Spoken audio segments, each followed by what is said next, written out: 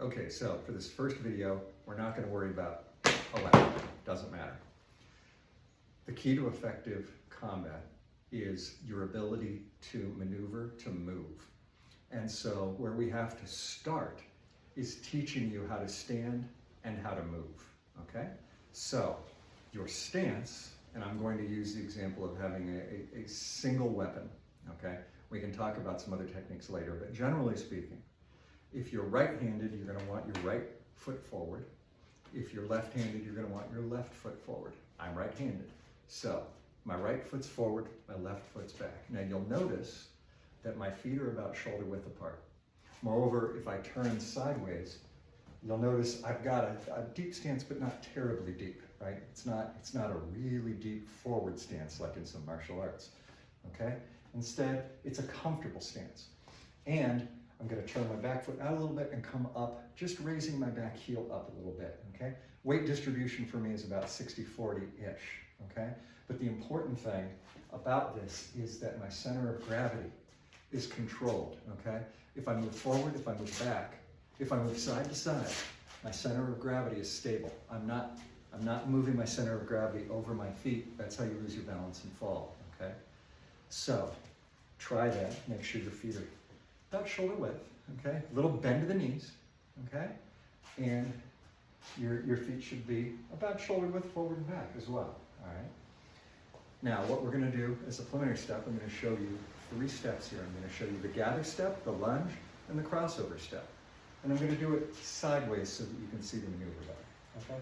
So from here, the gather step is very simple. I'm in my stance, front foot's gonna step forward first, about the length of my foot. I'm not taking a big step, I'm taking a small step, okay? Small step, and the back foot comes forward to meet it. And you notice I'm still in the same stance I began with. If I step backwards, my back foot goes back first, and then my front foot follows.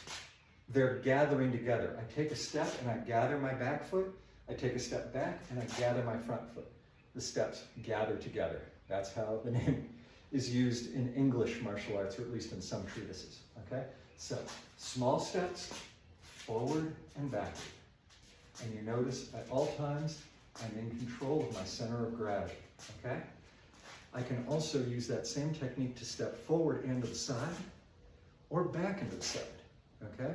I can also step back and bring my foot back with it, okay? So you can do lateral movements as well as forward and back, okay? It's not just linear, okay? Side to side, diagonal, okay? So that's the gather step. And you want to use this when you're just outside of distance with your opponent and you're trying to jockey for distance position, okay? You're also going to use it to retreat on defense and then advance on the attack, okay? Classic fencing techniques. The next technique is going to be your lunge. Now, I'm going to emphasize something. You'll see in some of the period woodcuts, right? And even sometimes with Olympic fencers, you'll see a big, long, exaggerated over-the-top lunge. That can be very explosive. It's got a lot of distance, it's got a lot of range. The problem is, first, if you miss, you're stuck here, and their riposte will touch you before you can leave distance again. Okay. Second, unlike fencing, where you're trying to get a touch, in LARP, generally a single blow is insufficient to end the fight. So, when you're doing your lunge, I want you to push forward, and you're not going to take a particularly deep lunge. That's about as deep as you should go with your lunge, no deeper, okay? And the reason why is going this deep allows you to recover, okay? So how do we do it? From here, we're gonna push off our back foot, we're gonna raise our front foot, and just let it land. Now you notice my knee is slightly ahead of my ankle. If I look down, I can't see the tip of my toes.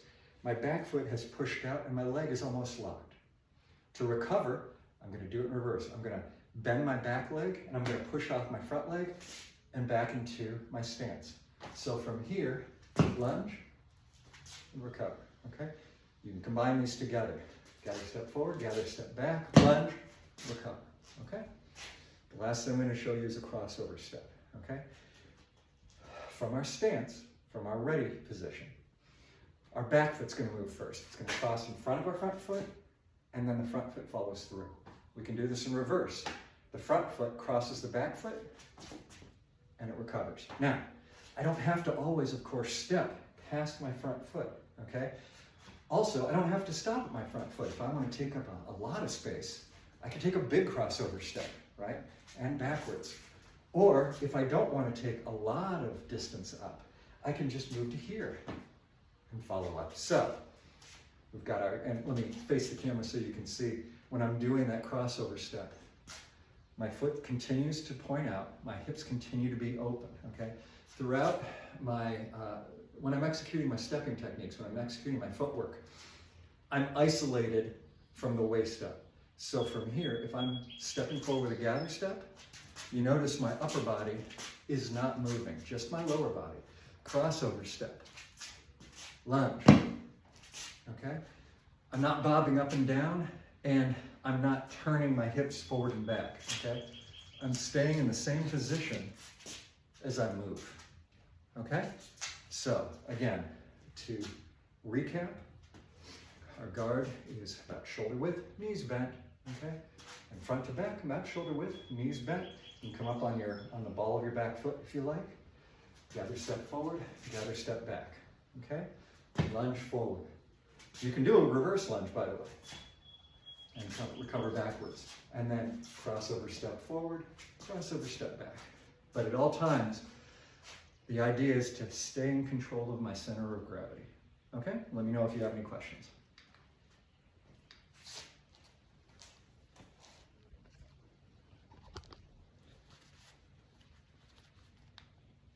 All right.